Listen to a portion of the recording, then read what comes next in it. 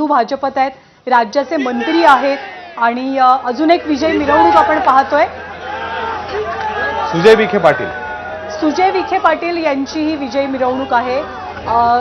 वाघाची प्रतिकृती आहे म्हणजे समोर त्या रथावरती, विजयी रथावरती, आणि सुजय विखे पाटील या सेलिब्रेशनचं, या उत्साहाचं नेतृत्व करतात।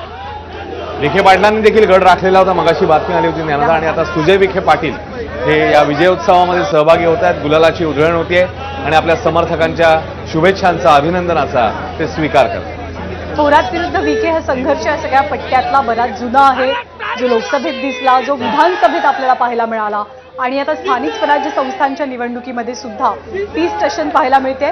बाळासाहेब थोरात यांच्या कन्या जयश्री या सुद्धा निवडणुकीच्या रिंगणात आहेत। त्यांनी आघाडी घेतली होती, तर सत्यजित तांबे यांच्या पत्नी मैथिली तांबे यांची सुद्धा आघाडी त्यांच्या मतदारसंघातून आपल्याला पाहायला मिळाली। त्या दोघींचे निकाल काय लागतात हे बघावं लागेल, पण सुजय विखेंनी राहतामध्ये हे सेलिब्रेशन सुरू केलेलं आहे। तर दुसरीकडे आपण मालवणमधलं, कणकवलीमधलं सेलिब्रेशन पाहतोय। निलेश राणे विरुद्ध नितेश राणे अशी एक प्रकारे कुठेतरी निवडणूक संपूर्ण सिंधुदुर्ग पट्ट्यामध्ये झालेली होती। कणकवलीमध्ये जरी भाजपनं नगरसेवक अधिक विजयी केलेले असले तरी नगराध्यक्षपदी मात्र भाजपचे उमेदवार त्यांचा पराभव झालाय।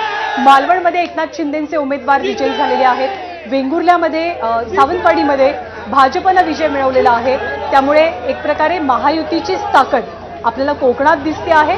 फक्त संमिश्र निकाल आहेत, संमिश्र प्रतिक्रिया आहे, कारण कुठे शिंदेंची शिवसेना त्यानं बाजी मारली आहे, तर कुठे भाजपनं विजयी घोडदौड सुरू ठेवलेली आहे। निलेश राणे यांच्यासोबत कार्यकर्त्यांचं सेलिब्रेशन, आणि ठिकठिकाणी आता त्यामुळे विजयोत्सवाला सुरुवात झाली आहे, कारण आता निकाल जवळपास स्पष्ट होत आहेत। पुन्हा एकदा आकडेवारी आपण सांगूया आपल्या प्रेक्षकांना। 288 पैकी 273 ठिकाणचे निकाल किंवा कल समोर येत आहेत।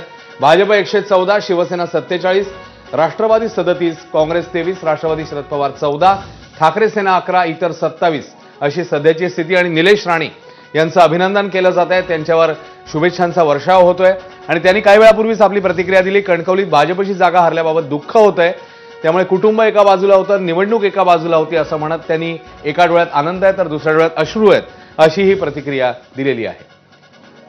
ही निवडणूक एक प्रकारे राणे कुटुंबाच्या भोवती फिरणारी निवडणूक होती।